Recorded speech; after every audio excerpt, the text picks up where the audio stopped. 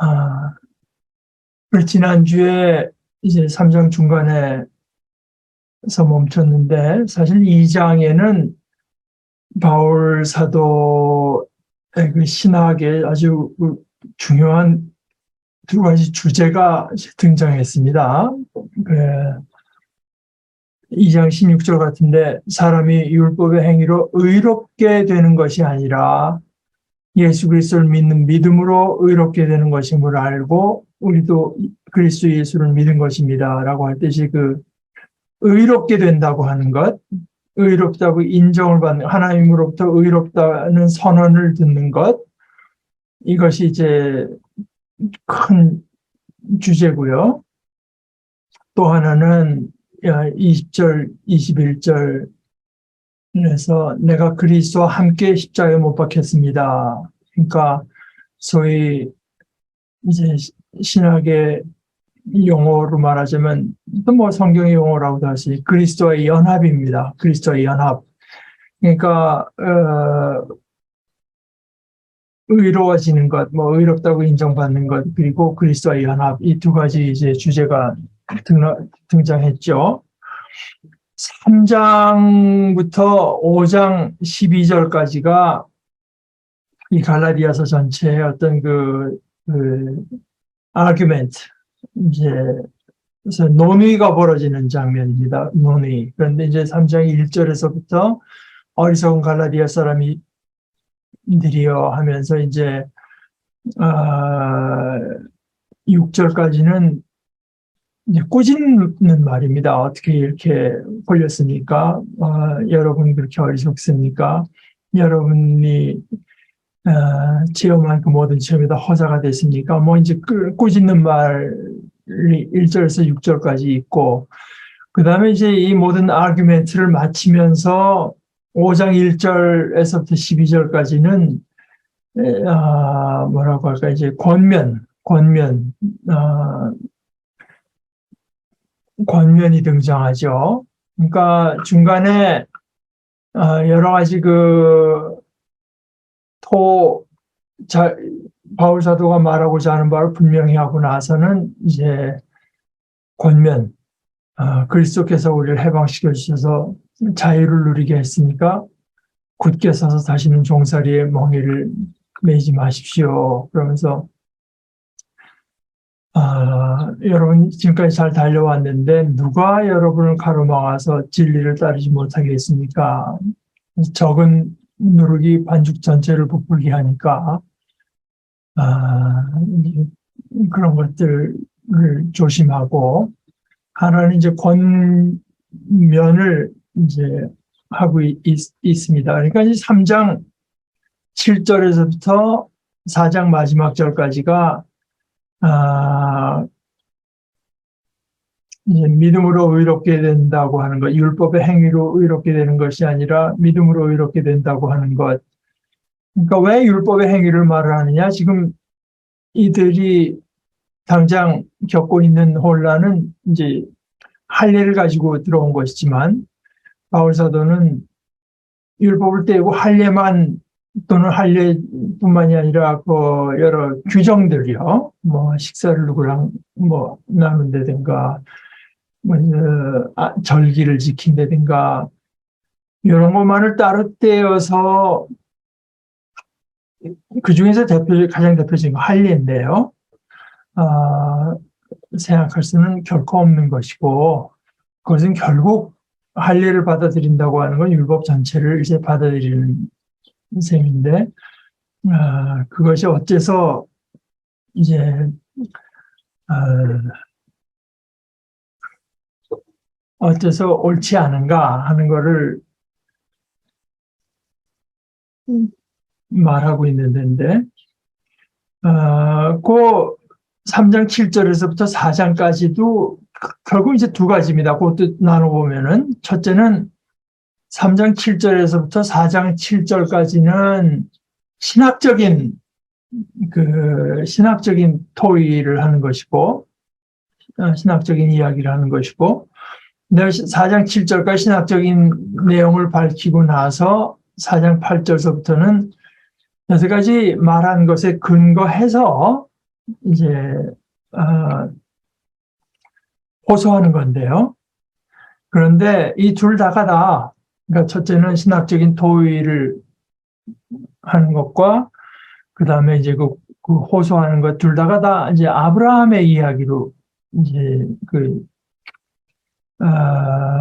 시작됩니다.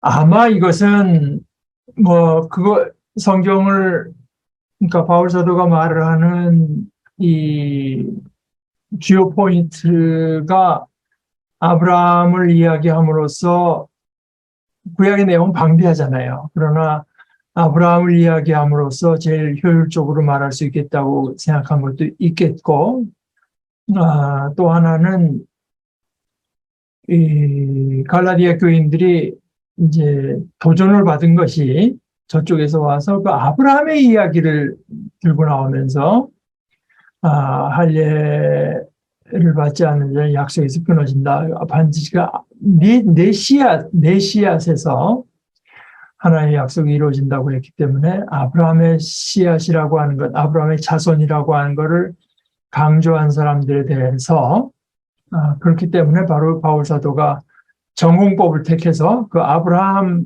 이야기를 가지고 그것은 그렇게 해석될 것이 아니다 하는 이야기를 하는 거라고 봐야 되죠. 결국 이것은 이제 이 긴 토론이 간단히 말해서 복음 진리에 대한 하나의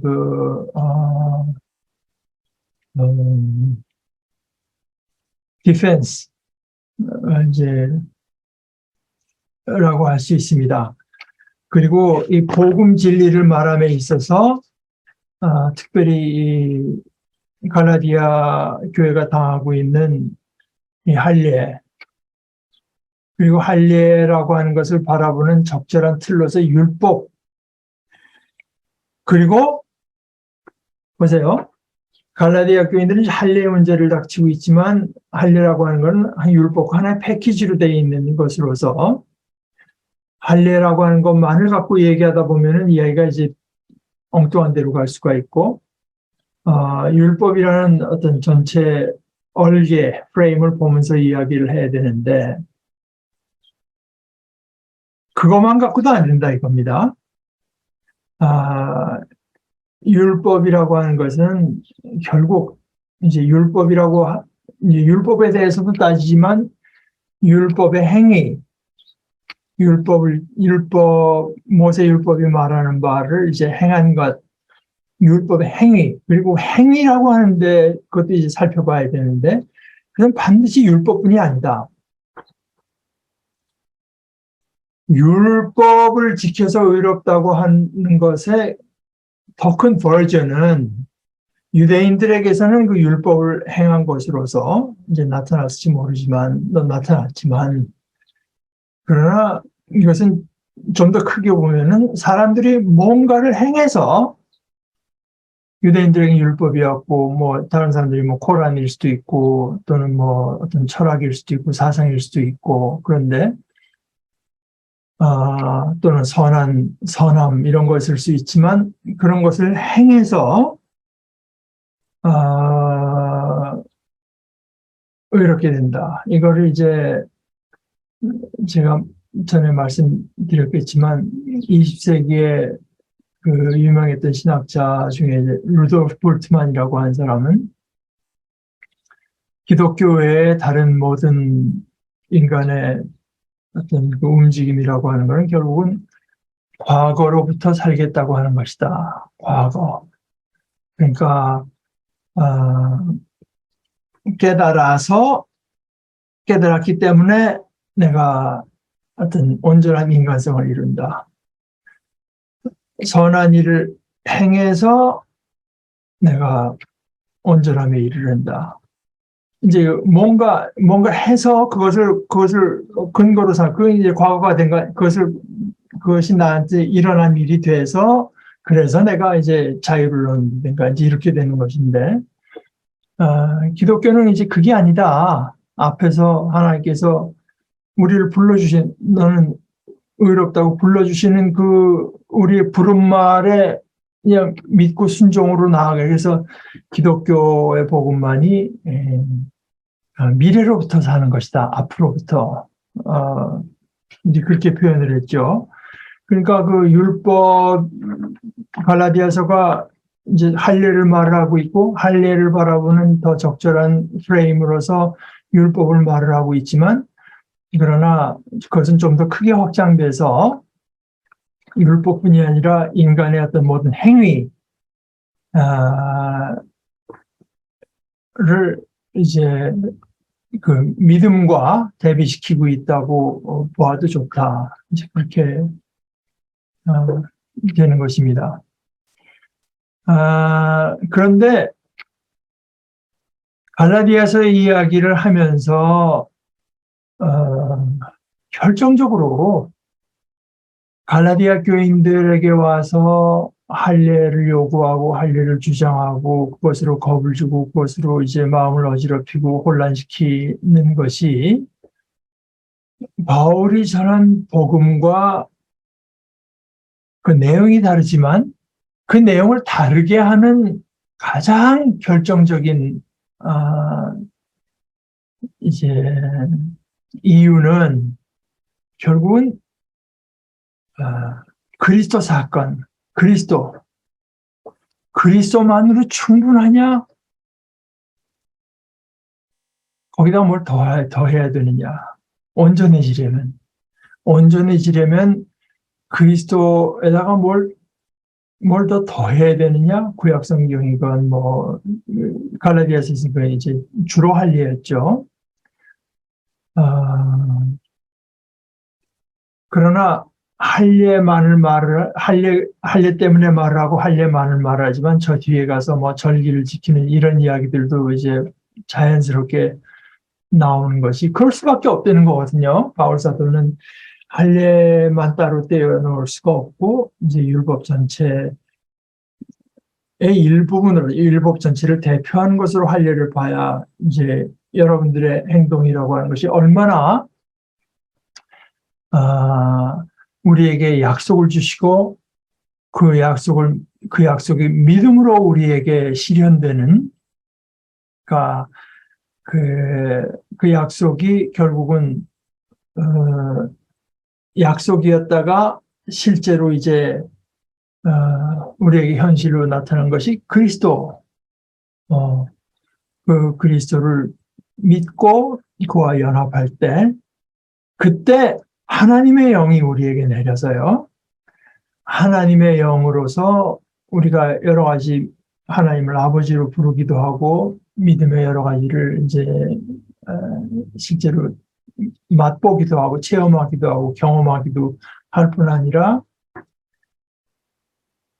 그 성령 안에서만 끝내는 이 성령께서 하시는 일이 온전히 온전해질 때를 우리가 기다릴 수가 있다. 온전한 의로움의 소망, 그것이 이제 믿음, 다 연결되는. 이제 한쪽에는 이제 율법, 뭐 행함, 절기 뭐 이런 것이 들어갔다면 이쪽에는 믿음, 성령, 약속, 또 사랑 이렇게 되는 거죠. 그래서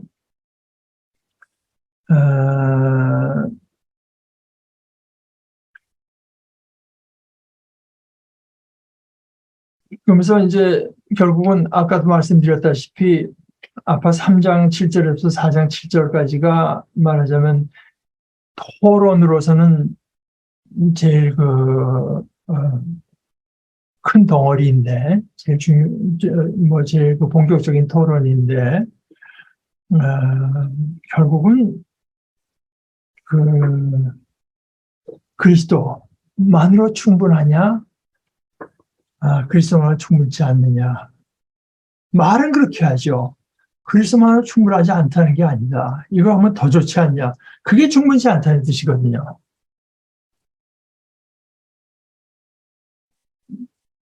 사실은 이것은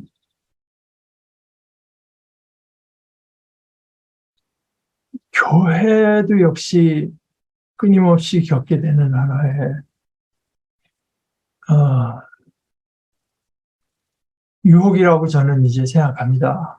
그러니까 그리스도만으로 충분하다고 말로는 그러면서 아, 뭐 교회 봉사 잘해야 되고 뭐 전도해야 되고 그게 다 좋은 것들이죠. 그러나 아, 이제 이러저런 식으로 우리가 그리스도 안에서 그리스도를 나 믿고 내가 그리스도 안에 있고 그리스도께서 내 안에 계시기 때문에 그것으로 충분하다.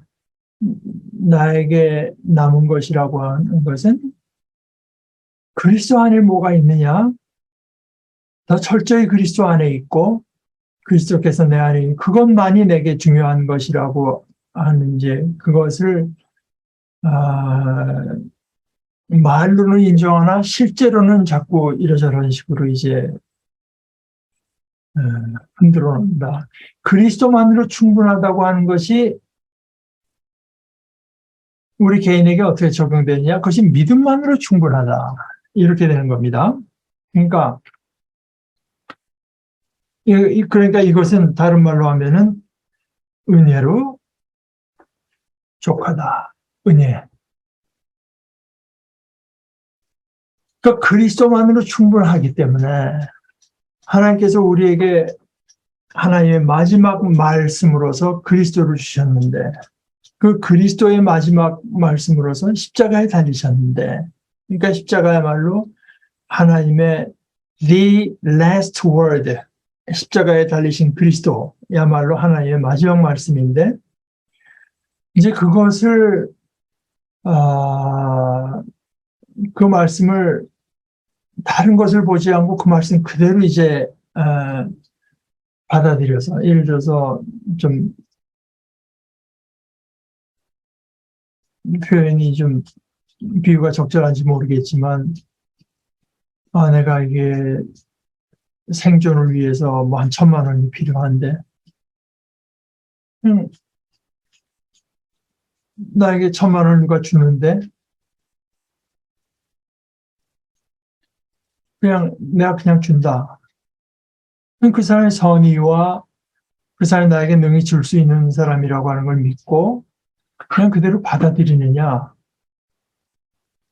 그러니까 그 사람이 내어주는 것은 은혜고 그것을 내가 그대로 선의와 능력을 믿고 받아들이는 것이 그게 이제 믿음인데요. 다른 것이 아니라. 그러니까 믿음이 아니고 뭘 해야 된다. 예를 들어서 내가 당신에게 내가 받아들인다고 하는 표로 뭘 해야 된다. 또는 그러니까 뭔가를 자꾸 해야 된다고 말하는 건 믿음이 없다는 믿음 서로 간의 믿음의 관계가 형성 안 됐다고 하는 뜻이죠. 그러니까 그 사람의 선의와 능력으로 되려면 믿음의 관계밖에는 이제 짝을 지을 것이 없다 그것과 그러니까 반드시 은혜는 믿음과 짝을 짓는 수밖에 없다. 이것을 이제 제가 아는 바로는 제일 분명히 표현한 것이 이거는 이제 제 세번역으로는 조금 번역이 그 뜻이 그렇게 분명치가 않고 제 느낌에는요. 우리 개정개혁에는 이제 로마서 4장 16절 앞부분인데요.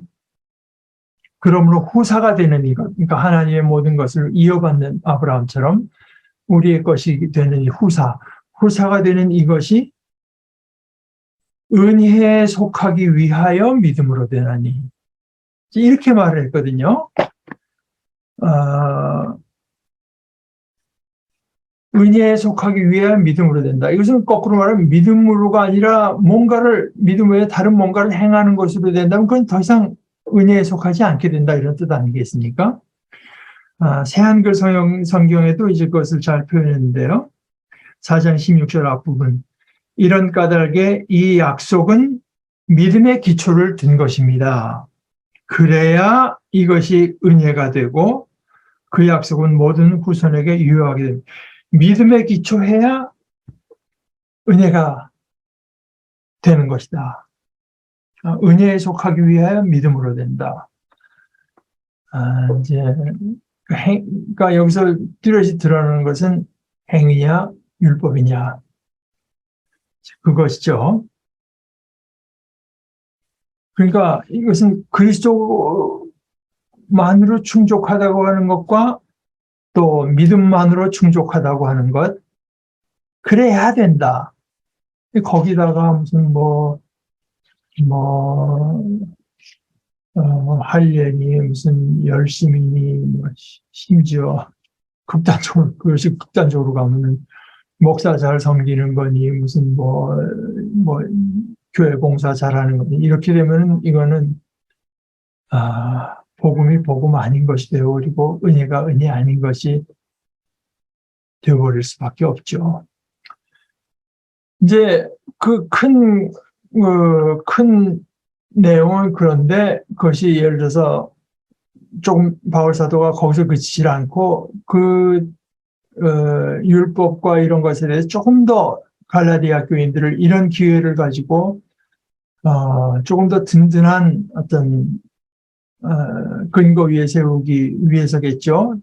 또 바울 사도의 성격이 이야기가 그냥 하나 나오면은 거기서 이제 그칠 수가 없었던 것 같아요. 분명한 것을 이제 드러내기까지는. 그래서 율법이라고 하는 데 대해서도 이제 이야기를 합니다. 율법이 뭐냐 그러면은 율법이 아니 하나님께서 우리에게 약속을 주시고 그 약속이 믿음으로 우리 것이 되게 했다면 율법은 왜 준 것이냐? 이제 그것도 이제 설명을 해주죠. 그런데 예를 들어서 3장 19절에 보면은 율법의 용도는 무엇입니까? 율법은 약속을 받으신 그 후손이 오실 때, 그것은 이제 단수로 돼 있어 그리스도를 말하는 거겠죠. 그리스도가 오실 때까지 범죄들 때문에 덧붙여 주신 것입니다. 그것은 천사들을 통하여 한 중개자, 여기서 모세의 손으로 제정됐다고 하는 거죠. 그러니까 범죄들 때문에 이제 주어졌다고 하고 그것을 새한글 성경에는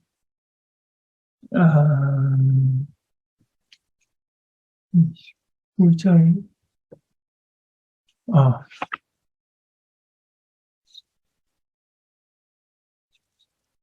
그럼 율법은 무엇 때문에 있는 것입니까? 범죄 때문에 덧붙여진 것입니다. 이제 이렇게 말을 했고, 근데 이제 22절에 가서 성경은 모든 것을 죄 아래 가두었습니다. 그러니까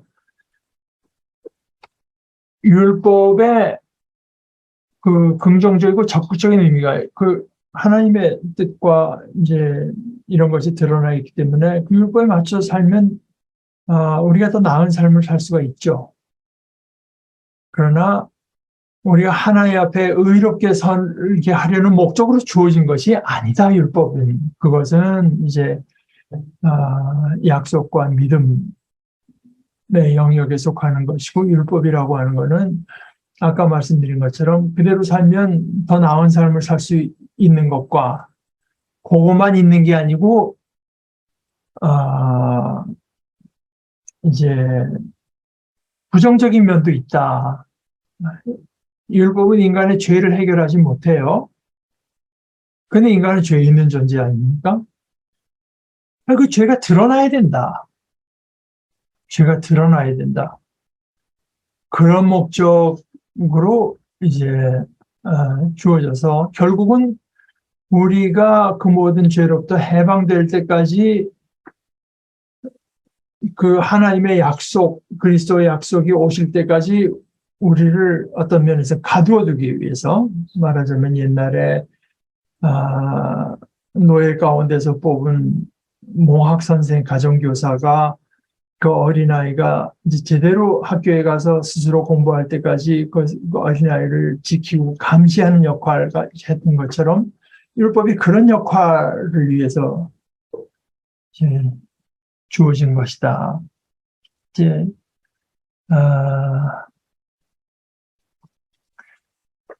어떤 그래서 3장 26절에서부터 29절까지 25절에는 그 믿음이 이미 왔다. 그 약속이 이미 왔기 때문에 지금 23, 24가 다 그 얘기인데요. 믿음이 오기 전에는 우리는 율법의 감시를 받으면서 장차올 믿음, 이 약속의 내용, 믿음, 그리스도 믿음이죠. 이 나타날 때까지 갇혀 있었습니다. 그래서 율법은 그리스도께서 오실 때까지 우리에게 개인교사 역할을 이제 해서 결국은 우리를 그리스도께 인도하기 위해서 우리로 하여금 믿음으로 의롭다 하심을 받게 하려고 한 것입니다. 그런데 25절 그 믿음이 이미 왔으므로 우리가 이제는 더 그 개인교사 아래에 있지 않습니다.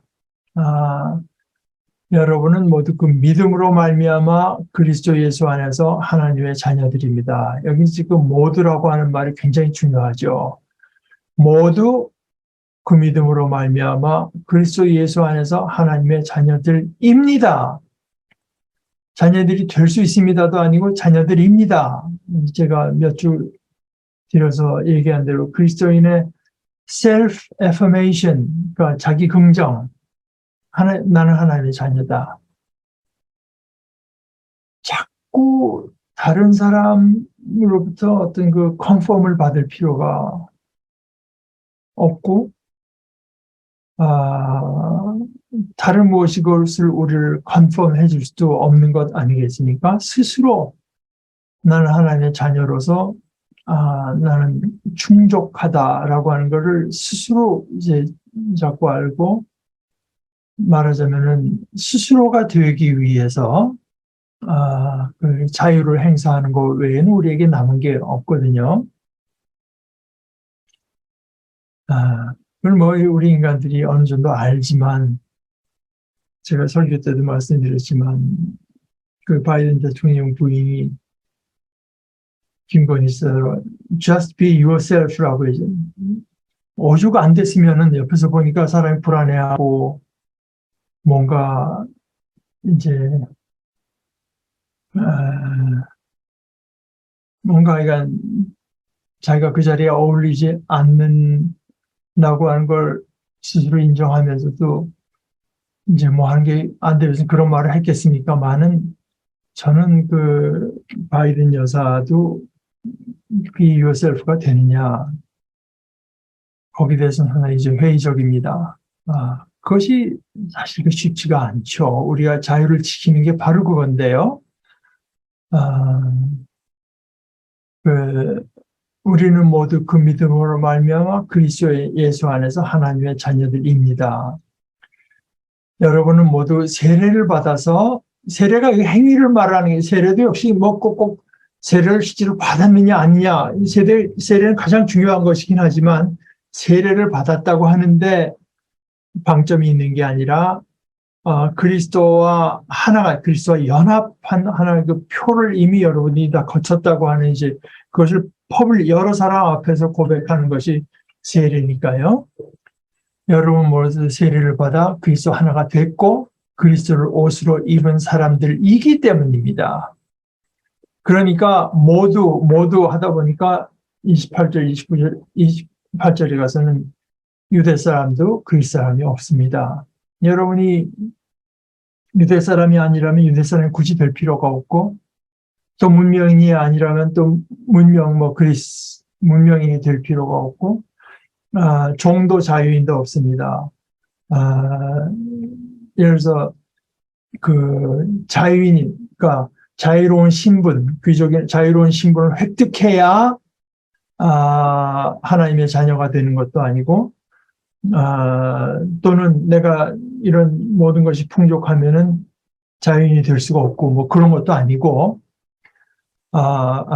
풍족하면 그리스도의 온전한 하나님의 자녀가 될 수 없는 것도 아니고, 남자도 없고, 남자가 될 필요도 없고, 여자가 될 필요도 없고, 이런 면에서는, 근본적인 면에서는 여러분 모두가 그리스도 예수 안에서 하나, 둘이 아니다. 예수 그리스도를 믿었으면 된 거지, 거기 뭐 그리스도를 믿고 그다음에 할례를 받은 사람, 할례를 안 받은 사람, 그리스도를 믿고 목사와 뭐 평신도, 그리스도를 믿고 무슨 열정이 있는 사람과 없는 사람. 이런 차이가 없다. 여러분 모두가 그리스도 예수 안에. 왜냐, 상대적인 차이가 물론 다 있고 서로 다 다르지만 그리스도 예수가 절대적인 기준으로 등장하기 때문에 그 모든 것이 다 상대화 되어버리는 것이죠. 이것은 마치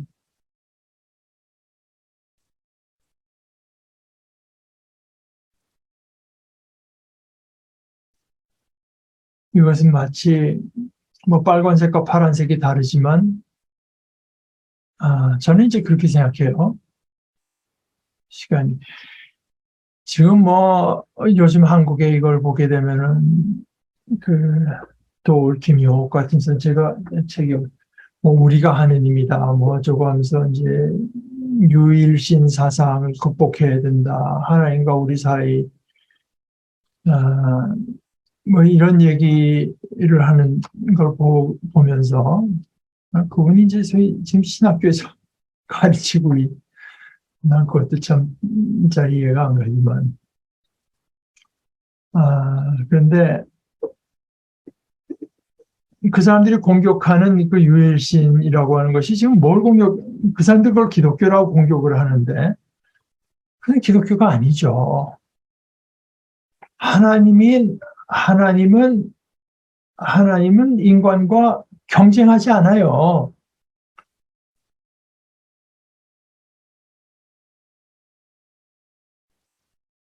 제가 늘 말씀드리지만 인간이 색깔이라면 하나는 보라색이고 하나는 빨간색이고 하나는 초록색이라면 하나님 빛입니다. 빛과 색이 경합합니까? 경쟁이 됩니까? 전혀 다른 차원의 얘기 아니겠어요?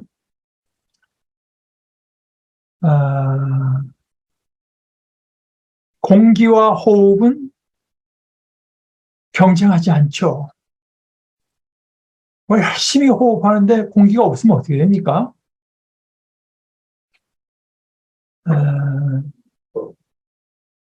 그러니까 그런 의미에서 이제 절대적인 그리스도만이 절대적이기 때문에 다른 모든 것이 다 상대화 되어버리는 것이죠. 그러니까 여러분이 그리스도께 속한 사람이면 그걸로 됐다. 여러분은 아브라함의 후손이고 약속을 따라 정해진 상속자들입니다.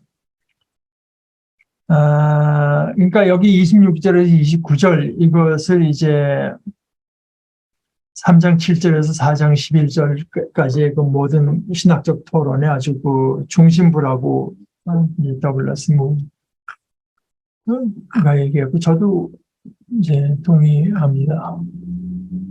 이제 그런 걸 다 하고 나서 그런데 왜 여러분이 지금 무력하고 천하고 유치한 교훈으로 처음에 율법을 말하다가 이제는 어떤 스토이케이아라고 해서 이제 그런 요소들 그리스도께서 오기 전에 여러분들을 다스리던 그런 요소들에게 굴복하는 것입니까? 이제 그런 이야기를 하는데 그러면서 이제 19절에 4장 19절에 나의 자녀 여러분, 나는 여러분 속에 그리스도의 형상이 이루어지기까지 다시 해상의 고통을 겪으니. 그러니까 여러분들의 모든 문제가 결국은 여러분 안에 그리스도의 형상이 뚜렷이 이루어지지 않았다고 하는데 있는 것인데 결국은 그리스도의 형상이 이루어지지 않았다고 하는 것은 여러분이 자유를 지키지 못하고 있다고 하는 뜻이 돼서 그쪽으로 넘어가는 그 중간에 이제 다시 이것을 구약의 예를 들어서 아브라함의 이제 그 아내이던 사라와 그 몸종이던 하갈에서는 이스마엘이 나왔고 사라에서 이삭이 나오지 않았습니까? 그러니까 이것이 하나의 그 유비를 들어서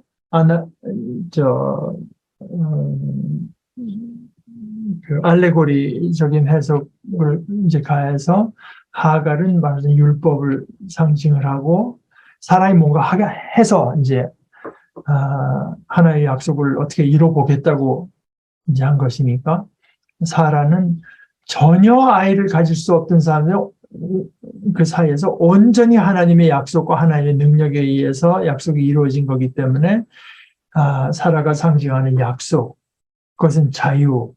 사라는 아내니까 자유자잖아요.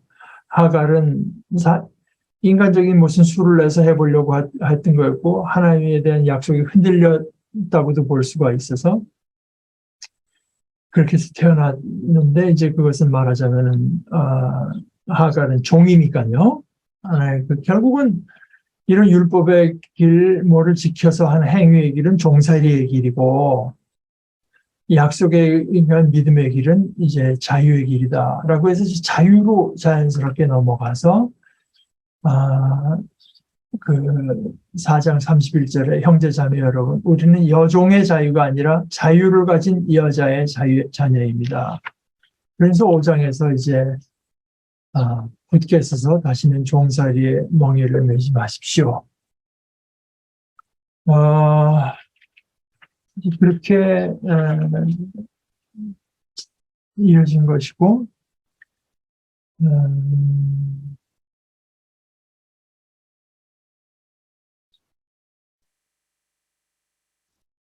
아까 이제 그 4장 마지막 절이 아니 잠깐만요.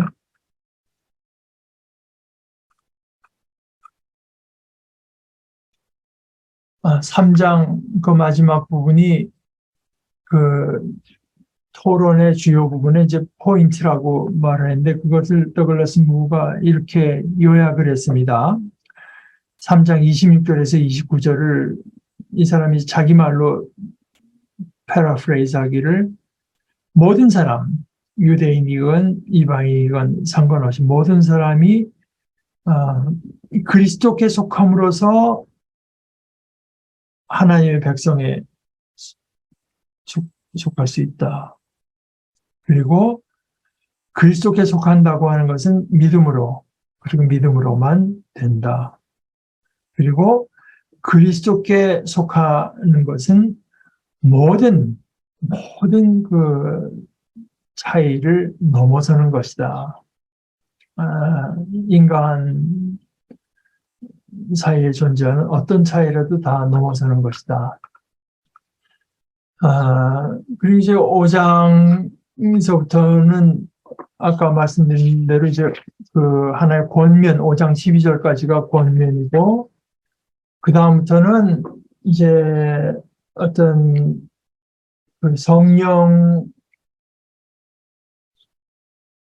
사랑, 이제 이런 말들이 나오는데, 이런 그 믿음으로 따라 사는 삶에,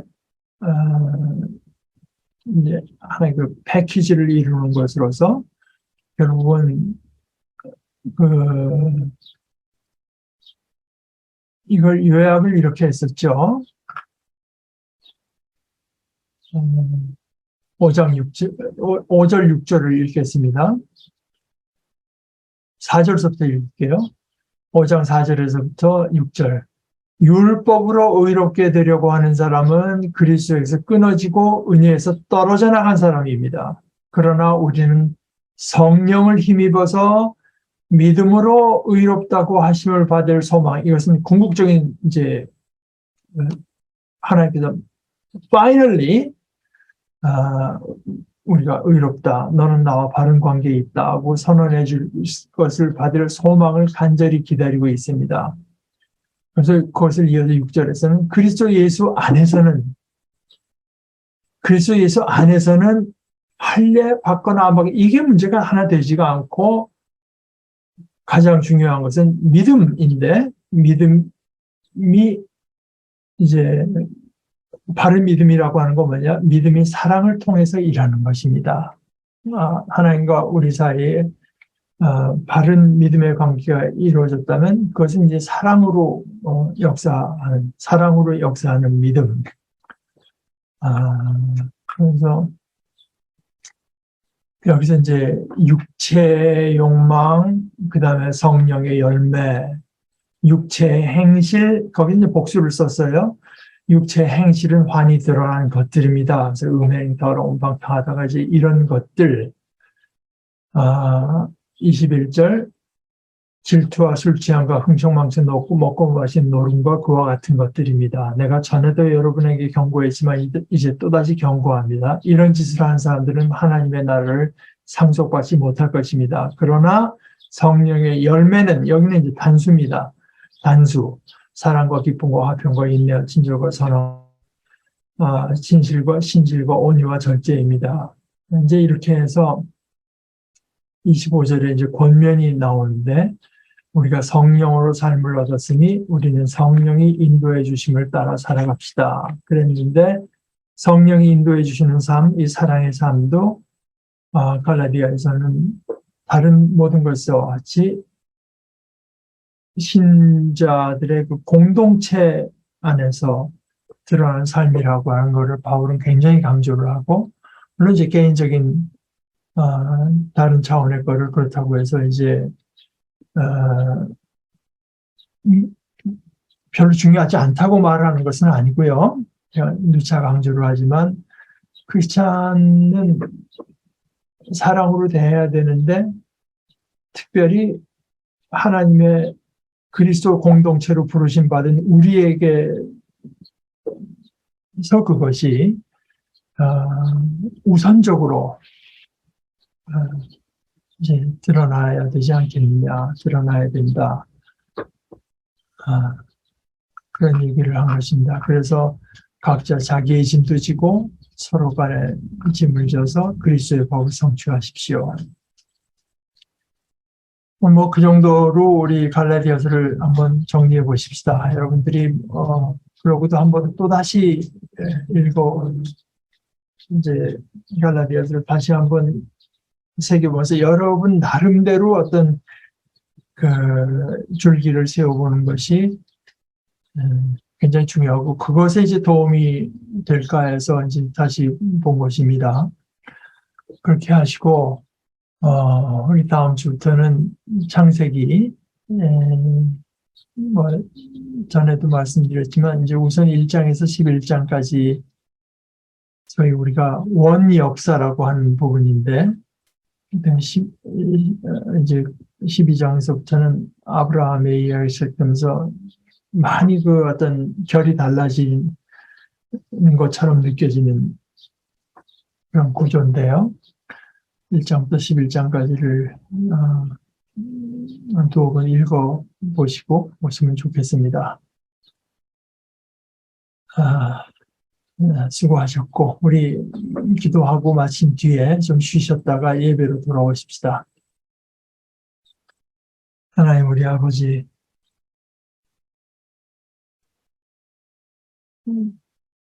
저희를 아버지의 온전한 자녀 삼으시기 위해서 아버지께서는 긴 고도 거대한 구원의 역사를 저희에게 베풀어 주시고 하나님의 때가 찼을 때 그리스도 안에서 마침내 약속하신 믿음을 보내주신 이 신비로운 일을 저희들이 나눴습니다. 하나님 우리 아버지, 이제는 저희들에게 그것을 더 분명히 깨달을 수 있고 믿음으로 받아들일 수 있고, 그래서 여기 얼마나 크고도 놀랍고도 복되고 거룩한 아버지의 구원의 뜻이 담겨 있는지를 깨달아서 저희들이 이 땅에서 믿음으로 살고 성령으로 살고 사랑으로 살면서 마침내 아버지 앞에서 온전히 의롭다 하심을 얻고 온전한 자유를 누리는 된 자녀들이 되게 하여 주시옵소서. 예수님의 이름으로 기도합니다. 아멘.